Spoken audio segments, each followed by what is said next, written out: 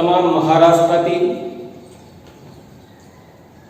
सर्व सुजाण पालक आणि माझ्या प्रिय विद्यार्थी मित्रांनो, नेहमीप्रमाणेच आज मी तुमच्या समोर आलेलो आहे. आतापर्यंत जवळजवळ मी 15 व्हिडिओच्या माध्यमातून करिअरच्या वेगवेगळ्या वाटा या संदर्भातील व्हिडिओ तुमच्यापर्यंत पोहोचवण्याचा प्रामाणिक प्रयत्न केलेला आहे. आणि या माझ्या प्रयत्नाला तुम्ही संपूर्ण महाराष्ट्रातील विद्यार्थ्यांनी आणि पालकांनी भरभरून प्रतिसाद दिलेला आहे, याचा मला सार्थ अभिमान आहे.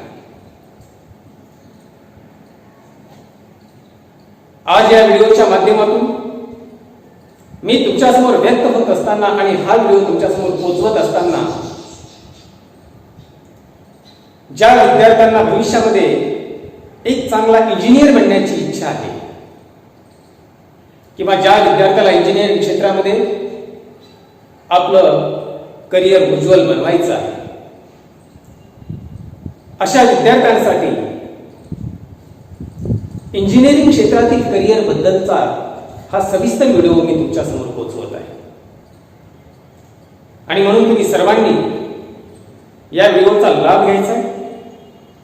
सर्वांनी अतिशय अंतःकरणातून या व्हिडिओला सबस्क्राईब करायचं, की जेणेकरून इथून पुढे जेव्हा जेव्हा मी वेगवेगळ्या प्रकारचे करिअरच्या संदर्भातील व्हिडिओ तयार करेन आणि पाठवून त्यावेळेस तुम्हाला ते अनायास बिना प्रयास ते तुमच्यापर्यंत पोहोचतील.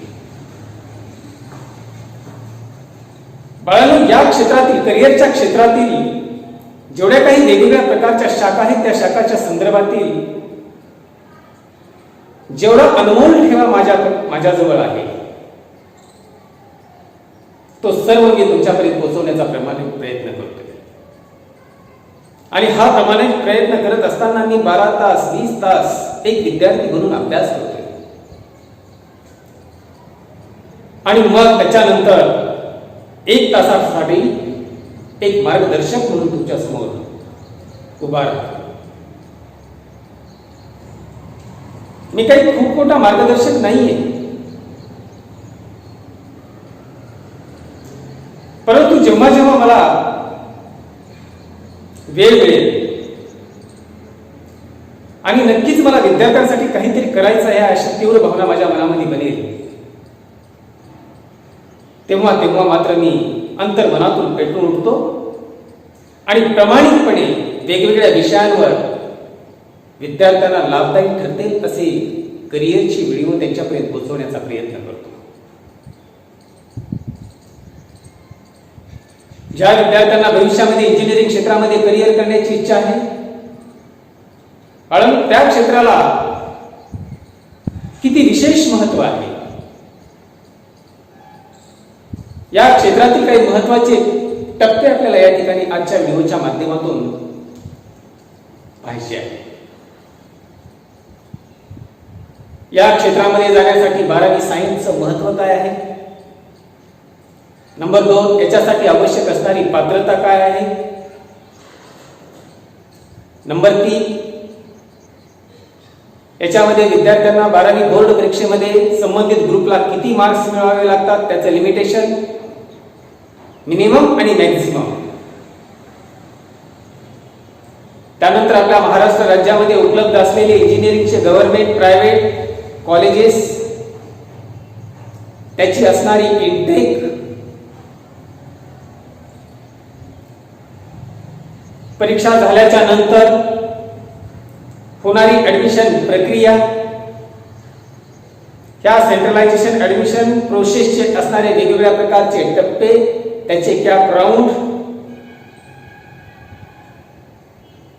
ह्या कॅप राऊंडला फेस करण्यासाठी ज्यावेळेस आम्हाला पहिलं रजिस्ट्रेशन करावं लागतं, त्या रजिस्ट्रेशनसाठी आवश्यक असणारे वेगवेगळ्या प्रकारचे डॉक्युमेंट्स, एक नाही अनेक विषय आहेत. आणि सर्वांच्या मनामध्ये एक गुंतलेला प्रश्न आणि निर्माण झालेला प्रश्न आहे की मी भविष्यामध्ये कोणत्या क्षेत्रामध्ये इंजिनिअरिंग करावं. हा अतिशय महत्वाचा विषय आहे. आणि म्हणून आजच्या व्हिडिओच्या माध्यमातून मी हेच तुम्हाला सांगण्याचा प्रयत्न करणार आहे की येणारा काळ काय आहे आणि येणाऱ्या काळात ती आव्हानं काय आहे आणि या आव्हानावर मात करण्यासाठी कशा प्रकारच्या इंजिनियर्सची गरज आहे आपल्या देशाला. बाळांनो, विज्ञान आणि तंत्रज्ञान खूप प्रगत झालेलं आहे. विज्ञानाच्या जोरावर तंत्रज्ञान प्रगत झालं. आज आपण पाहतो की तंत्रज्ञानाची व्याप्ती इतकी मोठ्या प्रमाणावर वाढलेली आहे की आज माणूस प्रत्येक क्षेत्रामध्ये तंत्रज्ञानाचा अवलंब करून स्वतःला पुढे घेऊन जात आहे. म्हणजे थोडक्यात तंत्रज्ञान हा माणसाचा एक अभिन्न भाग बनलेला आहे, पार्ट बनलेला आहे. आणि म्हणून आज आपण पाहतोय की ज्या पद्धतीने मेडिकल क्षेत्रामध्ये विद्यार्थ्यांचा कल आहे, ज्या पद्धतीने फार्मसी क्षेत्रामध्ये करिअर करण्याची इच्छा आहे, ज्या पद्धतीने ऍग्री क्षेत्रामध्ये करिअर करण्याची इच्छा आहे, ज्या पद्धतीने आर्किटेक्चर मध्ये जाण्याची इच्छा आहे, त्याच पद्धतीने अनेक असे विद्यार्थी आहेत की त्यांना इंजिनिअरिंग क्षेत्रामध्ये सुद्धा एक चांगला इंजिनियर बनवून जगाला ओळख करून द्यायची आहे. आणि माझ्या या भावी इंजिनियर्सला माझा सलाम आहे, सल्यूट आहे की खरोखरच बाळांनो, या क्षेत्रामध्ये तुम्हाला इंजिनिअरिंग करायचं असेल, इंजिनिअरिंग क्षेत्रामध्ये तुम्हाला एक उज्ज्वल करिअर बनवायचं असेल तर नक्की तुम्ही या क्षेत्राचं स्वागत करा. त्या क्षेत्रामध्ये तुम्हाला आवश्यक असणारी, आवड असणारी, तुम्हाला आवडणारी शाखा निवडा आणि त्या शाखेमध्ये असं काही बेस्ट करून दाखवा की आपण फक्त इंजिनियर नाही तर जगातला एक सर्वश्रेष्ठ चांगला इंजिनियर बनण्याचा प्रयत्न करा. अशा शुभेच्छा मी तुम्हाला सर्वांना देतो. आपण महत्वाच्या विषयाकडे वळून स्टेप बाय स्टेप आपण इंजिनिअरिंग क्षेत्रामध्ये जाण्याच्या जी वाटा आहेत त्या संदर्भातील माहिती या ठिकाणी आज पाहूया. मी तुम्हाला सर्वांना अतिशय सविस्तरपणे, व्यवस्थितपणे, टप्प्याटप्प्यानं की आपल्या ग्रामीण भागातल्या विद्यार्थ्यांना सुद्धा सहज समजेल आणि उमजेल अशा पद्धतीची माहिती तुमच्यापर्यंत पोहोचवण्याचा प्रयत्न करणार आहे. सर्वात प्रथम आपल्याला एक गोष्ट माहित आहे की या क्षेत्रामध्ये करिअर करायची इच्छा असेल तर आपल्याला 12वी सायन्स नंतर एंट्रन्स एक्झाम द्यावी लागते आणि ही एंट्रन्स एक्झाम 2 विभागामध्ये विभागलेली आहे. आपल्याला सर्वांना माहित आहे. आपल्याला माहित आहे की आपल्याला महाराष्ट्र राज्यापुरती मर्यादित असणारी जी MHT CET आहे, ही MHT CET आणि नॅशनल लेवलला आपल्याला माहित आहे की JEE मेन, या 2 परीक्षा देण्याची संधी असते. अनेक विद्यार्थी या 2 परीक्षांचा फॉर्म भरतात आणि परीक्षा देतात. याला आपण Maharashtra health science technical common entrance test असं संबोधतो. तर याला आपण जॉईंट इंजिनिअरिंग एंट्रन्स एक्झाम असं संबोधतो. ही सुद्धा 2 विभागामध्ये विभागलेली आहे. एक मेन आणि मेनच्या नंतर पुढे गेल्याच्या नंतर आपल्याला माहित आहे की या ठिकाणी ऍडव्हान्स परीक्षा म्हणून सुद्धा आपल्याला देता येते की ज्या परीक्षेच्या माध्यमातून आपल्याला आपल्या देशातील इंजिनिअरिंग क्षेत्रामध्ये सर्वोच्च असणारी जी संस्था आहे, ज्याला आपण IIT म्हणतो, इंडियन इन्स्टिट्यूट ऑफ टेक्नॉलॉजी, त्या खालोखाल दुसरी असणारी NIT, National Institute of Technology, त्यानंतर government funded self financial institute असतात SFI, त्यानंतर काही डीम्ड युनिव्हर्सिटीज आहेत ज्यांना स्वायत्त दर्जा मिळालेला आहे.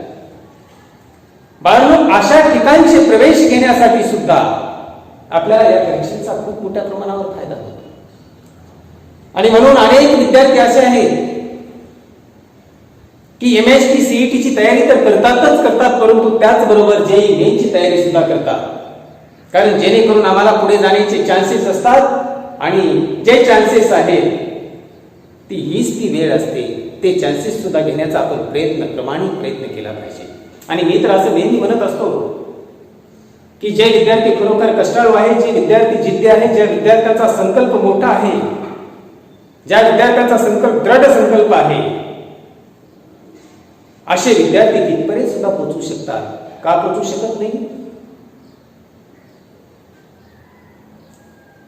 विद्यार्थ्यांना नेहमी म्हणत असतो की तुम्ही फक्त 10 फूट लांब उडी मारण्याचा जर नेहमी सराव केला आणि एखाद्या व्यक्तीने अचानक येऊन तुम्हाला सांगितलं की 15 फूट लांब उडी मारून दाखव, तर तो विद्यार्थी सहजरित्या म्हणेल की सर की मी दररोज 15 फूट लांब उडी मारण्याचा सराव करतोय आणि तुम्ही मला अचानक 10 फूट लांब उडी मारण्याची गोष्ट सांगताय, तर मी अगदी ते सहजरित्या करू शकतो.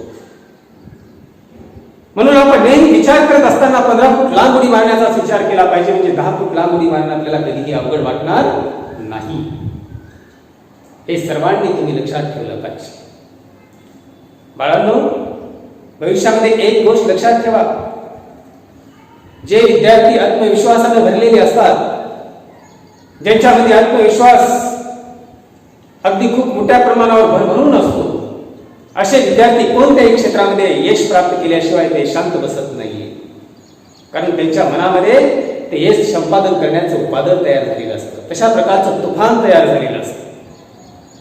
आणि म्हणून ते विद्यार्थी आपल्या मनामध्ये असणारं आपलं स्वप्न, आपलं ध्येय साध्य केल्याशिवाय ते कधीही मागे सरकत नाही. कारण त्यांना माहित आहे जीवनामध्ये ही लढाई आपल्याला लढायची आहे आणि ही लढाई जिंकायची आहे, हारायची नाही. आणि म्हणून त्या दिशेनं वाटचाल करणारे खूप विद्यार्थी आहेत, त्यापैकी तुम्ही एक आहात. बाळांनो, खरोखर मी असं नेहमी सांगत असतो विद्यार्थ्यांना की बुद्धिमत्ता कुणाचीही कमी नसते. शिक्षण क्षेत्रामध्ये शिक्षण घेणाऱ्या सर्व विद्यार्थ्यांची बुद्धिमत्ता सारखीच असते, फक्त आपण त्या बुद्धीचा युटिलाइज कशा पद्धतीने करतो, वापर कशा पद्धतीने करतो, त्याच्यावर ते अवलंबून असतं. Nothing is impossible, everything is possible. या जगामध्ये अशक्य असं काय आहे? काहीच नाहीये. प्रत्येक गोष्ट शक्य आहे, फक्त त्या ठिकाणी मनाचा दृढ संकल्प असला पाहिजे की मी ते मिळवणारच.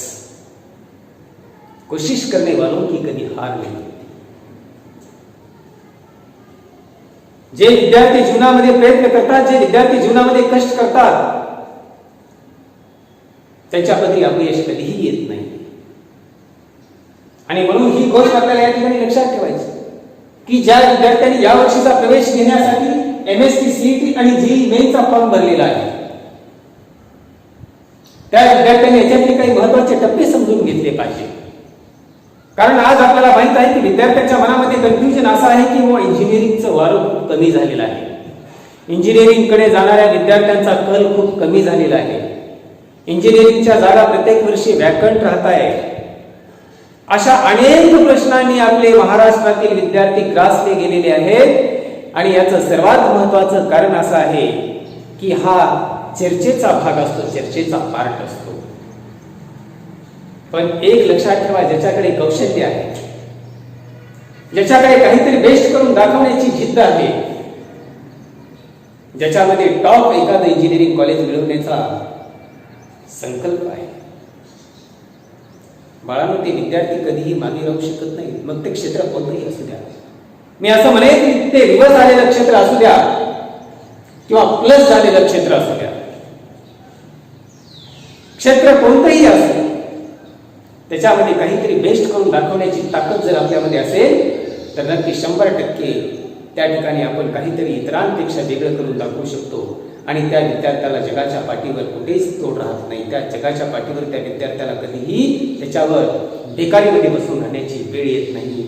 एवढा माझा मंत्र मात्र लक्षात ठेवा. आज जे विद्यार्थी इंजिनिअरिंग क्षेत्रामध्ये करिअर करू इच्छितात त्या विद्यार्थ्यांसाठी मला माहित आहे की सीईटी परीक्षा कंपल्सरी आहे. सीईटी परीक्षा तुम्ही सर्वजण देणार आहात. आणि ही सीईटी परीक्षा झाल्याच्या नंतर आपल्याला माहित आहे की आपल्या महाराष्ट्र राज्यामध्ये इंजिनिअरिंग करण्यासाठी बऱ्याच विद्यार्थ्यांचा कल असतो.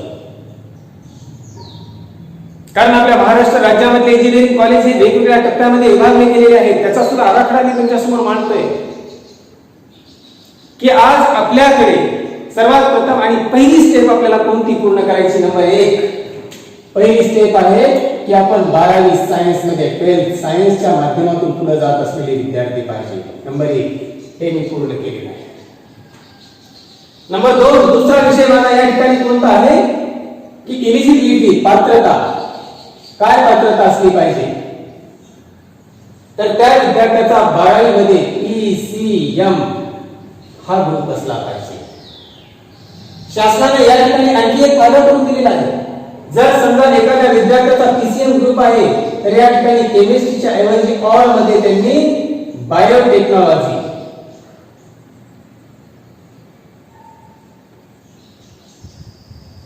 और बायोलॉजी या विषयांचा ग्रुप सुद्धा कन्सिडर केला जातो. याच्या ऐवजी फिजिक्स आणि मॅथमॅटिक्स कंपल्सरी आहे. पीसीएम मध्ये जर आपला ग्रुप झालेला असेल, ग्रुप किती व्हायला पाहिजे?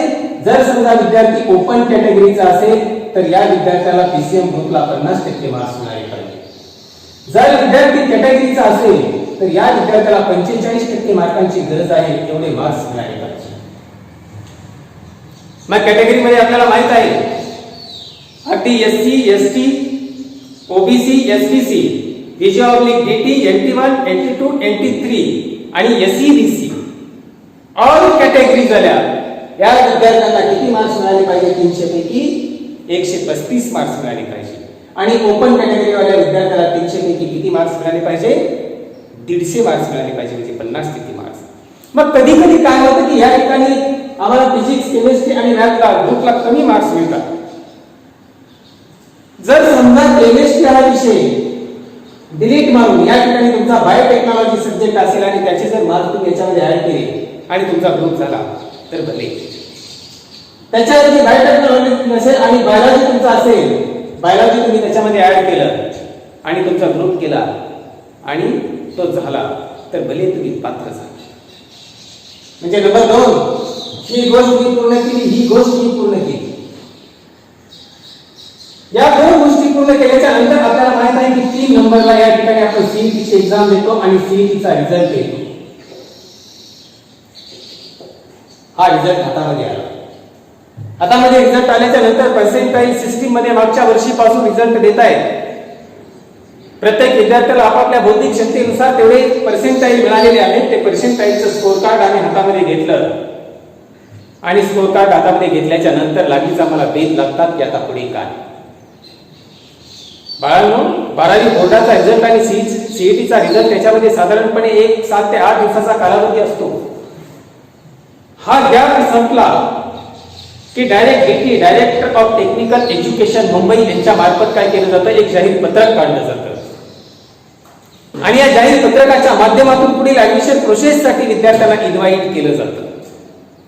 पण बाळांनो, या ऍडमिशन प्रोसेस मध्ये सहभाग घेण्याच्या अगोदर आपल्याला काही गोष्टी माहीत असणं खूप गरजेचं आहे. आणि त्या गोष्टी अशा आहेत की आपल्या महाराष्ट्र राज्यामध्ये टोटल असणारे government, private, university manager, university department under राबवले जाणारे आणि ऑटोनॉमस कॉलेजेस किती आहे आणि या टोटल कॉलेजेसची इनटेक किती आहे, ह्या गोष्टी माहीत करून घेतल्या. याच्या पुढची गोष्ट आहे ही जी टोटल इनटेक आहे, या इनटेक मध्ये मी ज्या कॅटेगरीमध्ये आहे त्या कॅटेगरीमध्ये मला ज्या ब्रँच मध्ये इंजिनिअरिंग करायचे त्या ब्रँचला येणाऱ्या जागा किती आहे. कारण तुम्हाला माहित आहे की या ठिकाणी 15% जागा प्रायव्हेट कॉलेज मधल्या ह्या जी मेनच्या थ्रू भरल्या जातात. आणि म्हणून ज्यावेळेस आपण सीटचं डिस्ट्रीब्युशन करतो हे कशा पद्धतीने करतो हे मी तुम्हाला नंतर सांगतो. त्याच्या अगोदर आपल्या महाराष्ट्र राज्यामध्ये उपलब्ध असणारे कॉलेजेस, त्यापैकी गव्हर्नमेंट कॉलेजेस किती, प्रायव्हेट कॉलेजेस किती, युनिव्हर्सिटी मॅनेजर किती, युनिव्हर्सिटी अंडर डिपार्टमेंट मध्ये राबवले जाणारे किती, गव्हर्नमेंट एडेड किती, हा आलेख तुमच्या समोर असला पाहिजे. आणि तो आलेख मी अगोदर सर्वात प्रथम तुम्हाला देतो. ही गोष्ट लक्षात ठेवा की 374 कॉलेजेस आपल्या महाराष्ट्रामध्ये आहेत. आणि या 374 कॉलेजेस मध्ये जवळजवळ 1,30,356 जागा आपल्यासाठी उपलब्ध आहेत. जागा मी भल्या मोठ्या आहेत. या जागा मागील 2 वर्षापूर्वी 1,60,000च्या आसपास जागा गेल्या होत्या. भरम 60 जागा होत्या. परंतु पुन्हा व्याकंट राहण्याचं प्रमाण वाढल्याच्या नंतर काही कॉलेजेस मधल्या जागा आपल्या महाराष्ट्र सरकारने काय केल्या, रिड्यूस केल्या, कमी केल्या. आणि आता ह्या जागा रिड्यूस करून मागच्या वर्षी 1,30,356 जागा टोटल गव्हर्नमेंट कॉलेज आपल्याला उपलब्ध राहिले. यापैकी आपल्याला माहित आहे, याचा जर आपण आलेख काढला, सर्वात प्रथम आपण गव्हर्नमेंट कॉलेजचा विचार केला तर आपल्याकडे गव्हर्नमेंट कॉलेजेस किती आहेत? 9 गव्हर्नमेंट कॉलेजेस. त्यानंतर आपल्याकडे गव्हर्नमेंट एडेड कॉलेजेस किती आहेत?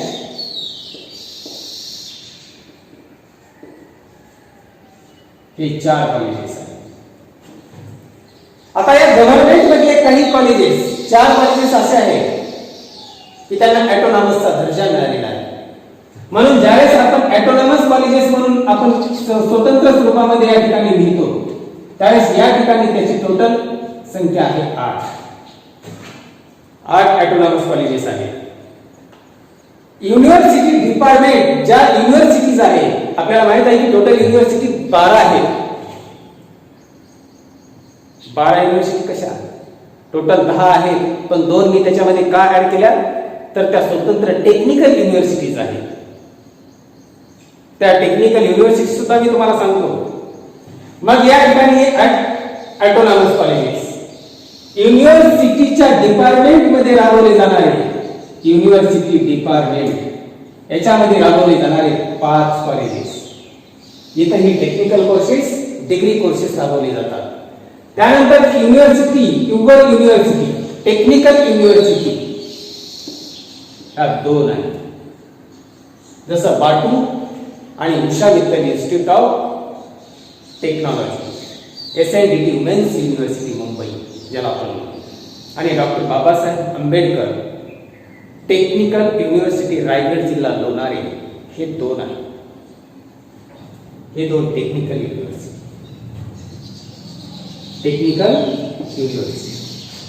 आणि त्यानंतर पुढचा प्रश्न येतो की आपल्या महाराष्ट्र राज्यामध्ये असणारे प्रायव्हेट कॉलेजेस किती आहेत.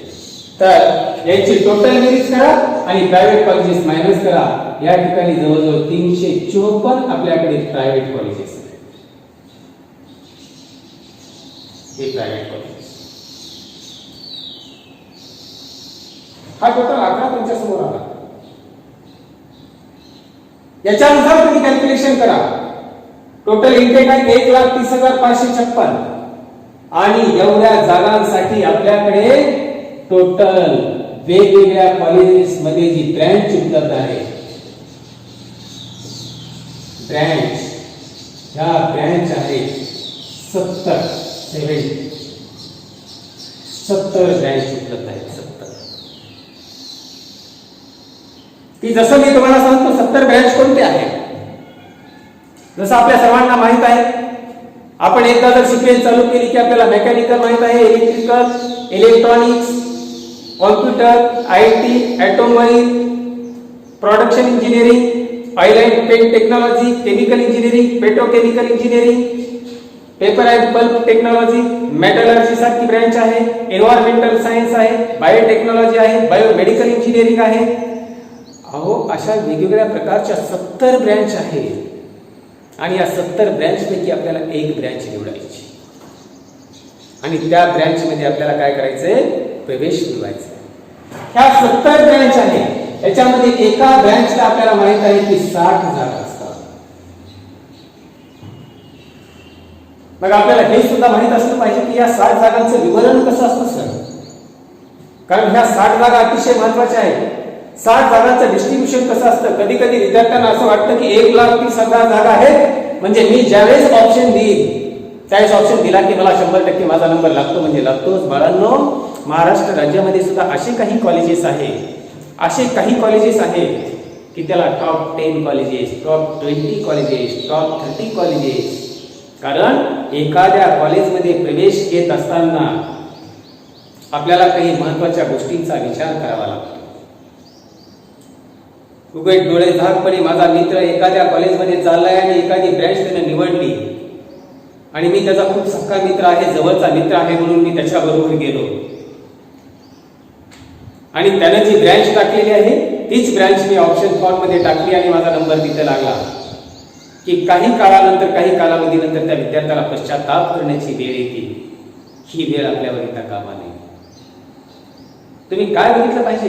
अहो, त्या कॉलेजचा दर्जा बघितला पाहिजे. सर्वात प्रथम त्या कॉलेजचा स्टाफ कशा स्वरूपाचा आहे, त्या कॉलेजचं इन्फ्रास्ट्रक्चर कशा स्वरूपाचं आहे, त्या कॉलेजमध्ये आपल्याला ज्या ब्रँचमध्ये इंजिनिअरिंग करायचे त्या ठिकाणचे वर्कशॉप कशा स्वरूपाचे आहेत की नाही, त्या कॉलेजचा नॅक दर्जा अभ्यासला पाहिजे. सर्वात महत्वाची गोष्ट म्हणजे त्या कॉलेजचा कॅम्पस आणि त्या कॉलेजची प्लेसमेंट.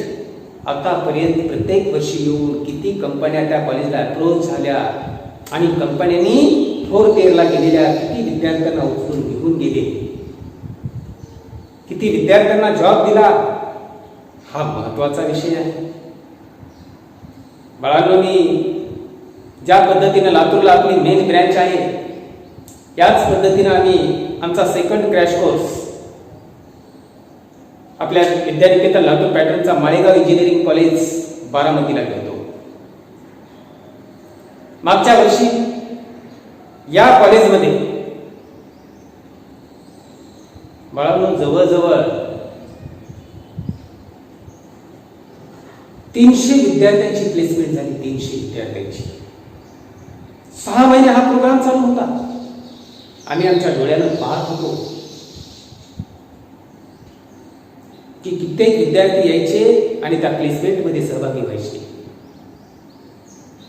त्या डिपार्टमेंटचे हेड असणाऱ्या सरांनी वेगवेगळ्या कंपन्यांना अप्रोच करून त्या ठिकाणी निमंत्रित केलं, इन्व्हाइट केलं, बोलवलं आणि अनेक विद्यार्थ्यांचे सिलेक्शन्स त्या ठिकाणी झाले.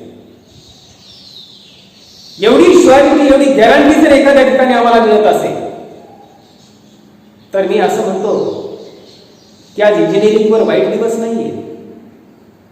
बाळांनो, त्या ठिकाणच्या मॅनेजमेंटवर, त्या ठिकाणच्या व्यवस्थापनावर, त्या ठिकाणी विद्यार्थ्यांना उपलब्ध करून दिलेल्या प्लेसमेंटवर बऱ्याच काही गोष्टी डिपेंड असतात आणि हे कुठं आपल्याला मिळतंय याचा शोध घेणं हे तुमचं काम आहे.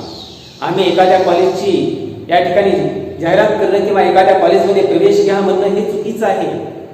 कारण विद्यार्थ्यांचं करिअर आहे. आम्ही ते पण तुम्हाला ठणकावून सांगू शकतो की महाराष्ट्रातली टॉप 10, टॉप 20 कॉलेजेस तुम्ही निवडा, चांगल्या कॉलेजमध्ये प्रवेश घ्या, कारण तुमचं भविष्य आहे.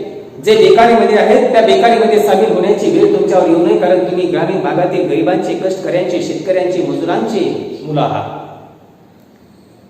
आणि अशा कष्टकऱ्यांच्या, गरिबांच्या मुलांवर जर लाखो रुपये खर्च करून जर बेकारीमध्ये राहण्याची वेळ येत असेल तर याच्यापेक्षा दुसरं दुर्भाग्य काही असू शकत नाही बाळा. आणि ही गोष्ट आम्हाला सहन होणारी नाही. म्हणून विद्यार्थ्यांना दिशा द्यायची असेल, विद्यार्थ्यांना दिशा आणि दिशा दर्शन जर द्यायचं असेल तर ते योग्य पद्धतीचं झालं पाहिजे. अशा विचाराचा, अशा मताचा मी माणूस नाही. मी काय खूप मोठा मार्गदर्शक नाहीये. मी तुम्हाला सांगितलं की मी 24 घंटे अभ्यास करणारा एक विद्यार्थी आहे आणि 1 तासासाठी एक मार्गदर्शक म्हणून तुमच्या समोर उभा राहतो. हे माझं पण स्वतःचं वैशिष्ट्य आहे. अगोदर विद्यार्थी बनावा लागतो आणि मग पुन्हा मार्गदर्शक म्हणून तुमच्या समोर उभा राहतो. पण या गोष्टीचा विचार करण्याची गरज, काळाची गरज आहे. काळ खूप झपाट्याने वाढत आहे, तीव्र स्पर्धा आहे आणि या स्पर्धेमध्ये आपल्याला टिकायचंय. या स्पर्धेमध्ये टिकून आपल्याला काहीतरी बनवून दाखवायचं. आणि म्हणून तुम्हाला आता मी ज्या 60% जागा आहेत, त्या 60% प्रत्येक ब्रँचला असणाऱ्या 60 जागा आहेत, त्या 60 जागांचं विवरण कशा स्वरूपाचं असतं हे विवरण तुमच्यासमोर मी सादर करतो. म्हणजे तुमच्या लक्षात येईल की कशा पद्धतीनं 60 जागा वेगवेगळ्या विभागामध्ये विभागल्या जातात आणि त्याच्यानुसार आपल्याला या ठिकाणी निवड करत असताना कशा पद्धतीनं कॉलेजची निवड करावी लागते, कशा पद्धतीनं ऑप्शन फॉर्म फिल करावा लागतो ते तुमच्या अतिशय व्यवस्थितपणे लक्षात येईल.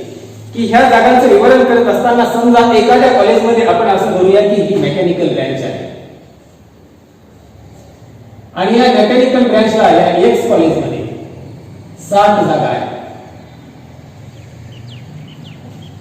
ह्या 60 जागांचं विवरण कशा पद्धतीचं असतं बघा. सर्वात प्रथम आपल्याला माहित आहे की आपण ज्या विद्यार्थ्यांनी JEE मेन परीक्षा दिलेली आहे ही नॅशनल लेवलची परीक्षा आहे आणि या परीक्षेसाठी आपल्याला माहित आहे की या ठिकाणी 15% जागा असतात. आता 15% असतात म्हणजे 15 90 म्हणजे या ठिकाणी किती 9 जागा कशासाठी गेल्या जी मेन परीक्षेसाठी गेल्या. त्याच्यानंतर आपल्याला माहित आहे की कॅप राऊंड साठी शिल्लक राहिलेल्या जागा किती राहिल्या 65% जागा ही राहिल्या कॅप राऊंड साठी CAP कॅप राऊंड 65% म्हणजे जवळजवळ 39 जागा. त्यानंतर आपल्याला माहित आहे की प्रायव्हेट कॉलेजमध्ये मॅनेजमेंट कोटा असतो M2 आणि हा मॅनेजमेंट कोटा असतो 20% म्हणजे या ठिकाणी 6 दोन्ही 12 जागा. आता ह्या जी 65% जागा आहेत सेंट्रलायझेशन ऍडमिशन प्रोसेस साठी आम्ही हक्क तर या पण जागेवर दाखवू शकतो, आम्ही हक्क या पण जागेवर दाखवू शकतो, पण इन्स्टिट्यूट लेवलच्या जागा भरत असताना संस्था चालकाला काही जास्तीचे अधिकार असतात. त्या अधिकाराचा वापर करून या जागा भरल्या जातात. म्हणजे आपल्याला इथं सर्वात महत्त्वाची गोष्ट कोणती आहे की या 39 ज्या जागा आहेत त्या 39 जागांची विभागणी कशा पद्धतीने होते. 39 जागांची विभागणी होते 70% ज्याला आपण होम युनिव्हर्सिटी म्हणतो HU आणि 30% ऑर्डर दॅन होम युनिव्हर्सिटी. आता होम युनिव्हर्सिटी म्हणजे कोणती की ज्या विद्यापीठाच्या अंतर्गत तुम्ही 12वी बोर्डाची परीक्षा दिलेली आहे त्या विद्यापीठाला किंवा ते विद्यापीठ हे तुमच्यासाठी तुमची होम युनिव्हर्सिटी झाली. पण महाराष्ट्र राज्यातले बाकीचे राहिलेले जे 9 विद्यापीठ आहेत या 9 विद्यापीठामध्ये मात्र तुमच्यासाठी 30% जागा राखीव असतात. त्याला राज्यस्तरीय कोटा म्हणतो आपण, त्याला ऑर्डर दॅन होम युनिव्हर्सिटी म्हणतो. म्हणजे उदाहरणार्थ एखादा विद्यार्थी जर समजा पुणे विद्यापीठातला असेल त्याने या ठिकाणी परीक्षा दिलेली असेल तर हा विद्यार्थी या ठिकाणी पुण्यामध्ये होम युनिव्हर्सिटीमध्ये गेला. पण ऑर्डर दॅन बाकीच्या जी 9 विद्यापीठ आहेत या विद्यापीठामध्ये मात्र त्या विद्यार्थ्याला किती टक्के जागा 30% जागा. मग प्रत्येक विद्यापीठामध्ये अशा पद्धतीने. त्यानंतर पुन्हा या 70% जागांचं विवरण पुन्हा 2 विभागामध्ये केलं जातं हे माहित असतं. आपल्याला माहित आहे की 50% रिझर्वेशन आणि 50% जनरल कोटा असतो. ही जनरल आणि हे रिझर्वेशन. 50% रिझर्वेशनला 14 जागा जातात आणि 50% जनरल साठी 13 जागा जातात. त्यानंतर या 30% सुद्धा त्याच पद्धतीने 2 विभागामध्ये विभागणी केलेली असते आणि ही विभागणी करत असताना त्यांनी 50% रिझर्वेशन आणि 50% जनरल या ठिकाणी 6 जागा या ठिकाणी 6 जागा. ही झाली जागांची विभागणी 60 जागांची. कारण एका ब्रँचला जर 60 जागा असतील तर या पद्धतीने एका ब्रँचला जर 90 जागा असतील तर त्याच पद्धतीने कॅल्क्युलेशन करावं लागेल. एका ब्रँचला जर समजा 120 जागा असतील तर ह्याच पद्धतीने कॅल्क्युलेशन करावं लागेल. आणि आपल्या विद्यापीठामध्ये आपली जी कॅटेगरी आहे त्या कॅटेगरीसाठी किती जागा येतात. कारण आपल्याला माहित आहे की पुन्हा रिझर्वेशन मध्ये ह्या जे 14 जागा आहेत बाळांनो या 14 जागांचं डिस्ट्रीब्युशन कशा पद्धतीने असतं. कारण रिझर्वेशन कोटा तुम्हाला माहित आहे त्या ठिकाणी 13%, 7%, 2%, 3.5%, 2.5%, त्यानंतर 19% अशा पद्धतीनं हा कोटा जो आहे हा कोटा भरण्याची ज्यावेळेस वेळ येते त्यावेळेस अशी परिस्थिती असते की काही कॉलेजेसमध्ये आपल्या कॅटेगरीला एकही जागा नसते. त्या ठिकाणी आपल्याला आवश्यक असणारी आपण ब्रँच ऑप्शन फॉर्म मध्ये टाकली तर त्याची तपासणी करावी लागते, त्याचं विवरण तपासून बघावं लागतं. त्याला वेबसाईटवर जावं लागतं. www.bte.org ही वेबसाईट चेक करावी लागते. त्याच्यावर सीट मॅट्रिक्स म्हणून दिलेलं असतं. सीट मॅट्रिक्स मध्ये प्रत्येक कॉलेज वाईज त्याचं सीट डिस्ट्रीब्युशन कशा पद्धतीने झालेलं आहे हे सीट डिस्ट्रीब्युशन पाहिल्याच्या नंतर मग तिथे रखाने असतात. जनरलला कोणत्या ब्रँचला कोणती जागा, एससी ला कोणत्या ब्रँचला कोणती जागा, अशा पद्धतीने त्याचा आपल्याला काय करावा लागतो, सर्वे करावा लागतो. हा सर्वे करून आपल्याला एका कागदावर उतरून काढावा लागतो आणि उतरून काढून त्याची एक यादी तयार करावी लागते. यादी तयार करून ठेवून नंतर पुढील ऍडमिशन प्रोसेससाठी आपण तयार झालो पाहिजे. बघा किती सोपं आहे.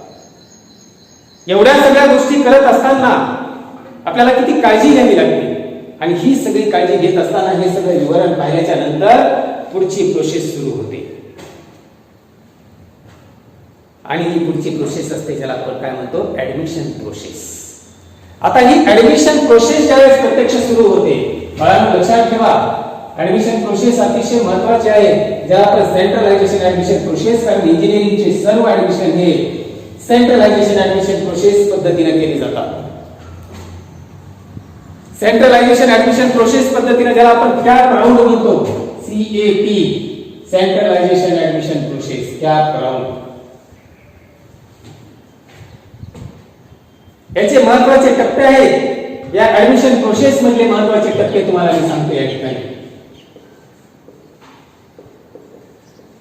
ऍडमिशन प्रोसेस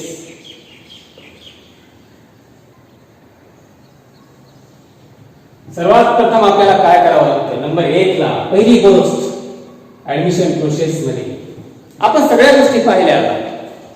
आता ऍडमिशन प्रोसेसला सुरुवात झाली. ही ऍडमिशन प्रोसेस कधी सुरू होती, 12वीचा रिझल्ट लागला, माझा ग्रुप झालेला आहे, सीईटीचा निकाल लागला, मला पर्सेंटाइल मध्ये मार्क्स मिळालेले आहेत आणि याच पिरियड मध्ये हा जो कालावधी असतो सीईटी परीक्षा दिल्यानंतर रिझल्ट लागेपर्यंतचा हा 2 ते 2.5 महिन्याचा कालावधी असतो.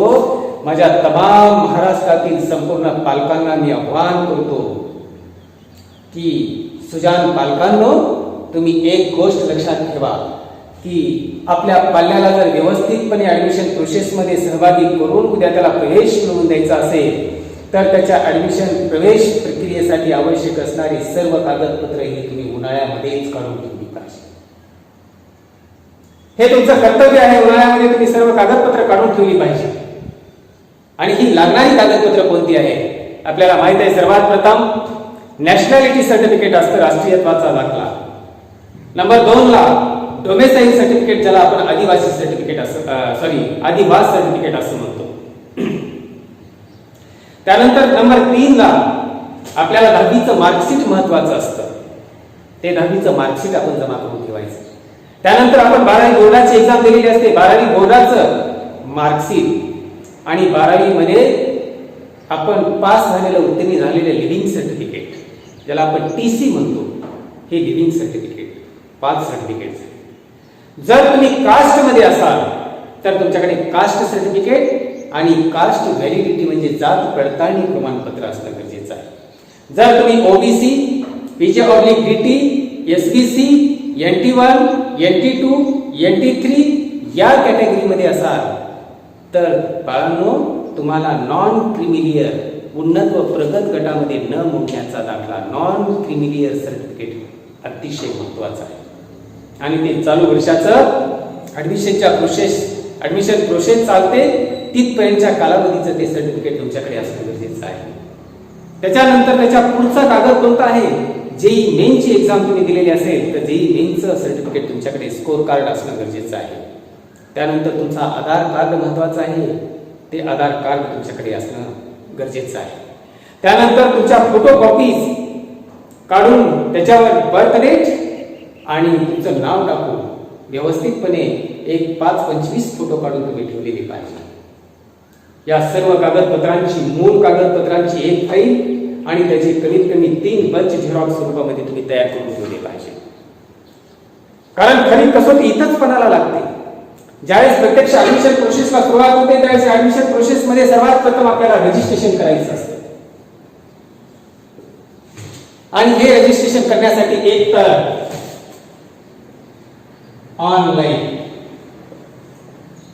हा एक पर्याय आहे आणि दुसरा पर्याय आपल्याला फॅसिलिटेशन सेंटर दिलेले असतात. त्या फॅसिलिटेशन सेंटरवर हा दुसरा पर्याय. तुम्ही ऑनलाईन रजिस्ट्रेशन केलं तुमच्याकडे उपलब्ध असणाऱ्या डॉक्युमेंट्सला तुम्ही टिक मार्क केलं, तुम्ही सबमिट बटन दाबलं, त्याची प्रिंट आउट काढून घेतली आणि ती प्रिंट आउट आणि मूळ कागदपत्र झेरॉक्स कागदपत्राची एक प्रत घेऊन तुम्हाला परत फॅसिलिटेशन सेंटरवर जावं लागतं. तिथं सर्व डॉक्युमेंट्स व्हेरिफिकेशन करून घ्यावे लागतात. व्हेरीफाय करणं म्हणजे तपासणी करणं. तुमच्याकडे कोणता एखादा कागद असेल तर बाळांनो तुम्हाला त्याच्यामधून त्या फेरीमधून रिजेक्ट केलं जातं. ही सर्व प्रोसेस तुम्ही केली, फॅसिलिटेशन सेंटरवर गेलात, कागदपत्रांची तपासणी केली, सर्व कागदपत्र त्या ठिकाणी दाखवले आणि तपासणी केल्याच्या नंतर लागलीच काय होते, नंबर 2 दुसरी स्टेप आपल्या समोर येते की याची प्रोव्हिजनल प्राथमिक गुणवत्ता यादी मेरिट लिस्ट लागते. ही जनरल मेरिट लिस्ट असते सर्व विद्यार्थ्यांची लागलेली आणि प्रोव्हिजनल मेरिट लिस्ट लावल्याच्या नंतर ज्या विद्यार्थ्यांची नावं ह्या प्रोव्हिजनल मेरिट लिस्ट मध्ये आलेली आहेत, एखाद्या कागदपत्राच्या अभावी त्याचं नाव रिजेक्ट झालेलं आहे, त्याला ऑब्जेक्शन घेण्यासाठी 5-7 दिवसाचा कालावधी दिला जातो. सर्व विद्यार्थ्यांची नावं त्याच्यामध्ये आलेली आहेत, त्याला कुठल्याही प्रकारची अडचण येत नाही. आणि या प्रोव्हिजनल मेरिट लिस्ट नंतर तिसरा जो पुढचा पर्याय येतो तो असतो ऑप्शन फॉर्म भरण्याचा. जवळ आलो आपण ऑप्शन फॉर्म, याला आपण मराठीमध्ये पसंती क्रम फॉर्म असं म्हणतो. हा पसंती क्रम फॉर्म म्हणजे काय हो, की मला कशामध्ये इंजिनिअरिंग करायचंय, मला ज्या शाखेमध्ये इंजिनिअरिंग करायचंय, मला ज्या कॉलेजमध्ये इंजिनिअरिंग करायचंय, मला ज्या विद्यापीठामध्ये इंजिनिअरिंग करायचंय. बाळांनो, या युनिव्हर्सिटीचा, त्या युनिव्हर्सिटीमध्ये उपलब्ध असलेल्या कॉलेजचा आणि त्या कॉलेजमध्ये उपलब्ध असलेल्या आपल्या आवडत्या ब्रँडचा एक 10 अंकी कोड नंबर असतो. कोड नंबर, हा कोड नंबर 2 विभागामध्ये विभागून दिलेला असतो. कारण इंजिनिअरिंगच्या ऍडमिशन प्रोसेस मध्ये ज्यावेळेस आपण हा ऑप्शन फॉर्म भरतो, हा ऑप्शन फॉर्म भरत असताना इतर रकाना त्यांनी अशा पद्धतीने तयार करून दिलेला असतो की सर्वात प्रथम आणि पहिला कॉलम असतो तो SR नंबरचा असतो, सिरियल नंबर. दुसरा कॉलम असतो तो असतो जनरल चॉईस कोड नंबर आणि तिसरा जो कॉलम असतो तो असतो TFWS, ट्युशन फीज वेवर स्कीम असं म्हणतात त्याला. ट्युशन फीज वेवर स्कीम की ज्या विद्यार्थ्याचा नंबर या ऑप्शन मधून लागेल, मग तो विद्यार्थी ओपन कॅटेगरीचा असेल तरी त्याला एखाद्या संबंधित कॉलेजवर नंबर लागल्याच्या नंतर 0 फीस भरावी लागते. म्हणजे फीस मध्ये कन्सेशन मिळतं, त्या विद्यार्थ्याला डिस्काउंट मिळतो. ही स्कीम सुद्धा गव्हर्नमेंट आपल्यासाठी उपलब्ध करून दिलेली आहे, पण त्याला काही उत्पन्नाची अट दिलेली आहे. त्या उत्पन्नाच्या अटीची आपल्याला पूर्तता करावी लागते आणि या उत्पन्नाच्या अटीची पूर्तता आपण केल्याच्या नंतर आपण या स्कीम मध्ये बसू, TFWS स्कीम मध्ये. हा फॉर्म भरत असताना आपल्याला 1 पासून, सिरियल क्रमांक 1 पासून साधारणपणे 300 चॉईस असतात आणि एवढे चॉईस आपल्याला या ठिकाणी भरायचे असतात. पण चॉईस भरत असताना आपल्याला कुठल्याही विद्यापीठाचं, कुठल्याही कॉलेजचं किंवा कुठल्याही ब्रँचचा स्पष्ट उल्लेख याच्यामध्ये करता येत नाही. या ठिकाणी जो असणारा 10 अंकी कोड नंबर असतो, हा 10 अंकी कोड नंबर आपल्याला या ठिकाणी नमूद करावा लागतो. अशा पद्धतीची सिक्वेन्स आपल्याला तयार करून काय करायचं असतं की चॉईस कोड नंबरची एक यादी बनवायची असते. यादी बनवायची, ती यादी व्यवस्थितपणे तपासून पाहायची, आपलं कुठं काही चुकलंय का हे आपण व्यवस्थित तपासून पाहून काय करायचं, आपण त्याच्यामध्ये 1 ते 300 पर्यंतचे वेगवेगळे विद्यापीठ असतील, कॉलेज असतील, तुम्हाला आवडती विद्यापीठ, कॉलेज आणि त्याची तुम्हाला आवडती ब्रँच, तुम्हाला ज्याच्यामध्ये इंजिनिअरिंग करायचंय ती व्यवस्थितपणे याच्यामध्ये नमूद करायची आणि हा फॉर्म पूर्णपणे कंप्लीट झाल्याच्या नंतर तो सबमिट करायचा. हा फॉर्म सबमिट झाला की बाळांनो लागलीच अलॉटमेंटची लिस्ट जाहीर होते. अलॉटमेंट म्हणजे तुमचा नंबर कुठं लागला हे तुम्हाला डिक्लेअर केलं जातं आणि मग आपण काय करतो की www.org.in या वेबसाईटवर जाऊन माझा नंबर कुठं लागला हे तपासून पाहतो. तपासून पाहिल्याच्या नंतर समजा माझा X कॉलेजला, X ब्रँचला नंबर लागलेला आहे. जर समजा पहिल्या ऑप्शनला तुमचा नंबर लागलेला असेल तर मागील वर्षीच्या नियमानुसार तुम्हाला या ठिकाणी ऍडमिशन घेणं हे कंपल्सरी आहे. म्हणून पहिला ऑप्शन हा तुम्ही विचारपूर्वक टाकला पाहिजे. त्याच्यानंतर त्यांनी या ऍडमिशन प्रोसेस मध्ये तुम्हाला काही पर्याय दिलेले आहेत. फ्रीज, फ्रॉड आणि स्लाइड म्हणून. जर समजा एखाद्या विद्यार्थ्याला त्याच्यामध्ये पुढे जात असताना समजा काही अडचणी येत असेल आणि त्या विद्यार्थ्याला आपल्याला जे मिळालेलं कॉलेज आहे त्या कॉलेजमध्ये आपल्याला समाधान नाही किंवा त्या ब्रँचमध्ये समाधान नाही, तर बाळांनो तुम्ही फ्रीज न करता त्याला फ्रॉड करू शकता. जर समजा तुम्हाला पुढची थेरी अटेंड करायची असेल तर तुम्ही त्याला स्लाइड करू शकता. मग काय करायचं हे तुमच्या हातामध्ये आहे. फ्रीज करायचं, फ्रॉड करायचं की स्लाइड करायचं. पण शासन वेळोवेळी काय करते, याच्यामध्ये बदल करतं. म्हणून मी असं म्हणणार नाही किंवा याचा दावा करणार नाही की बाबा या वर्षी पण त्याच पद्धतीने ऍडमिशन प्रोसेस चालेल. कारण प्रत्येक वेळी जे आम्ही मार्गदर्शन करत असतो हे मागच्या वर्षीच्या आधारावर करत असतो. या वर्षी विद्यार्थ्यांनी संकेतस्थळावर जाऊन सीईटीचा असेल, जेई मेन्सचा असेल, हे पूर्ण माहिती पत्रक व्यवस्थितपणे इन्फॉर्मेशन बुक बाहेर काढायचं, व्यवस्थितपणे ते वेबसाईटवर डाउनलोड करून घ्यायचं आणि डाउनलोड करून त्याच्यामधले सर्व नियम, कशा पद्धतीची ऍडमिशन प्रोसेस आहे, काय आहे ते सर्व नियम पाहायचे आणि त्या नियमाला बांधील राहून, शासनाच्या नियमाला बांधील राहून, आम्ही सांगितलेल्या नियमाला बांधील राहून नाही, शासनानं सांगितलेल्या नियमाला बांधील राहून ऍडमिशन प्रोसेस मध्ये त्या पद्धतीने आपल्या ज्या काही क्रिया आहेत त्या क्रिया पूर्णपणे पार पाडायच्या आणि पुढे आपला ऍडमिशन जिथं आपला नंबर लागलेला आहे त्या ठिकाणी जाऊन आपला प्रवेश निश्चित करायचा आणि व्यवस्थितपणे त्या कॉलेजमध्ये रेग्युलरली चांगल्या पद्धतीने अभ्यास करून एक बेस्ट इंजिनियर म्हणून जगाला आपली ओळख करून देण्याचं काम बाळांनो तुमचं आहे. लक्षात ठेवा. मी नेहमी विद्यार्थ्यांना म्हणत असतो की जे काय करायचे ते असं करा की त्यामुळे आपलं नाव झालं पाहिजे. जे काही करायचे ते असं करा की त्यामुळे आपलं नाव झालं पाहिजे आणि नाव असं करा की कुणीही आपलं नाव घेतलं तर त्याचं काम झालं पाहिजे. ज्या पद्धतीनं जर आपण जगाला आपली ओळख करून दिली तर रस्त्यावरून जाणारा साधा सुद्धा माणूस असेल किंवा एखादा VIP माणूस असेल तो सुद्धा आपल्याला वाकून नमस्कार करू शकतो. बाळांनो लक्षात ठेवा.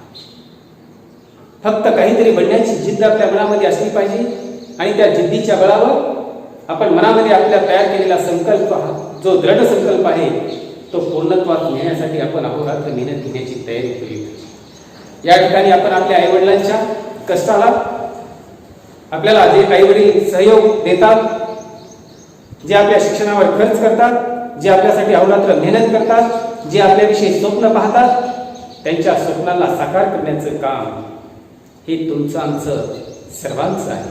म्हणून तुम्ही आम्ही सर्वांनी एकत्रितपणे व्यवस्थितपणे आपल्याला ज्या क्षेत्रामध्ये करिअर करायचे त्या क्षेत्रामध्ये एक उत्कृष्ट पद्धतीचं करिअर करून जगाला आपली एक चांगली ओळख करून देण्याचं काम आपण सर्वांनी केलं पाहिजे. मी असं म्हणेन की या क्षेत्रातील ऍडमिशन प्रोसेसमध्ये तुम्हाला जर काही कुठं अडचण आली तर बाळांनो नक्की 100% तुम्ही माझ्याशी संपर्क करा. तुम्हाला 100% सहकार्य करण्याचं काम मी माझ्या वतीनं अंतःकरणातून अगदी आपलेपणानं करण्याचा 100% प्रयत्न करेन. पण कुठेही तुम्ही मागे राहू नका. ज्या क्षेत्रामध्ये तुम्हाला आवड आहे त्या क्षेत्रामध्ये फक्त बेस्ट करण्याचा प्रयत्न करा. जग तुमच्या पाठीमागे आहे एवढंच या निमित्तानं सांगतो. आणि या ठिकाणी आज तुम्हाला सर्वांना इंजिनिअरिंग क्षेत्रातील करिअरसाठी खूप खूप शुभेच्छा देऊन या ठिकाणी मी थांबतो. धन्यवाद.